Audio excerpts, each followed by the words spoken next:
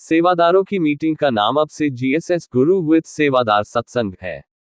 किसी ने भी मीटिंग शब्द नहीं प्रयोग करना। बहुत ज्यादा जरूरी काम के बिना सेवा से कभी गैरहाजिर नहीं हुआ करेंगे।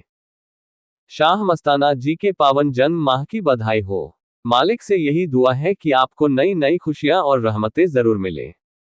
जो वचनों पे पक्के हैं और दृढ़ यकीन रखते हैं, उनको वो मालिक जरूर मालामाल करे। किसी भी समिति का सेवादार एमएसजी इट विंग की सेवा से जुड़कर अपनी सेवाएं दे सकता है। सेवादारों को तो सोचने भी नहीं देंगे, मालिक सोचने से पहले पूरी कर देगा। बचपन और जवानी की भक्ति मालिक अव्वल दर्जे पे मंजूर करता है, तो सेवा अगर आप इस उम्र में करते हो तो वो उससे भी ज्यादा मंजूर होती है। जो भी सत्संगी दृढ़ यकीन और 3 वचनों के पक्के हैं और जो सही भावना रखते हैं, वो जहां भी हो उनको बराबर फल मिलता है। कभी नेगेटिविटी आए या हौसला टूटे तो राम का नाम जपो और सोचो कि मैं जरूर करूंगा। हमेशा पॉजिटिव सकारात्मक रहो तो सफलता जरूर मिलेगी। गाय के कच्चे दूध में बैक्टीरिया होने की वजह है दूध निकालते समय हाथ साफ नहीं होते, या जिस बर्तन में दूध डाला जाता है तो वो साफ नहीं होता, इसलिए बैक्टीरिया आ जाते हैं।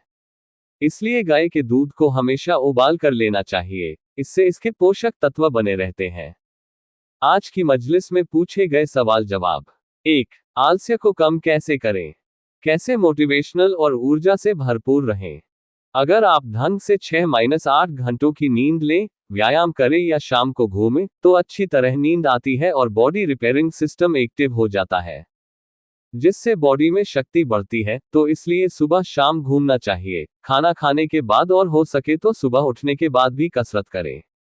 लेकिन जब आप रात को खाना खाकर सीधा सो जाते हैं, तो बॉडी रिपेयरिंग सिस्टम एक्टिवेट नहीं होती। इसलिए घूमना या हल्की एक्सरसाइज करना जरूरी है, और इससे भी ऊपर इसके साथ आप सिमरन करें। जब आपको आलस्य आता है तो सिमरन करें और यह सोचे कि नहीं आएगा और मैं अपना काम करके दिखाऊंगा। सिमरन से बूस्ट मिलता है, ऊर्जा मिलती है और उससे आप आलस्य को भगा सकते हैं।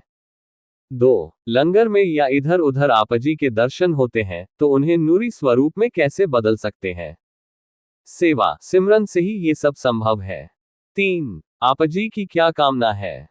पूरी दुनिया में प्यार की गंगा बहे, सभी मालिक का नाम जपे, नफरतें खत्म हो जाएं। 4. Shah Satnam ji green S welfare force wing में शामिल होने और वर्दी लेने की क्या उम्र की कोई सीमा है? क्योंकि बहुत सी बुजुर्ग माताएं भी वर्दी लेती हैं। अगर शारीरिक तौर पे तंदुरुस्त हैं और प्राकृतिक आपदाओं से आप लोगों को बचा सकते हो, जैसे तैरना आता हो या आग में फंसे हुए लोगों को निकालना आता हो, तो आप ले सकते हैं। जज्बा है और आप कर सकते हो तो ले सकते हो। 5. जब कोई तंग करे या झूठी साजिश करे तो क्या करना चाहिए? अनदेखा करो, लड़ने से बचो, हिंसा ना करो।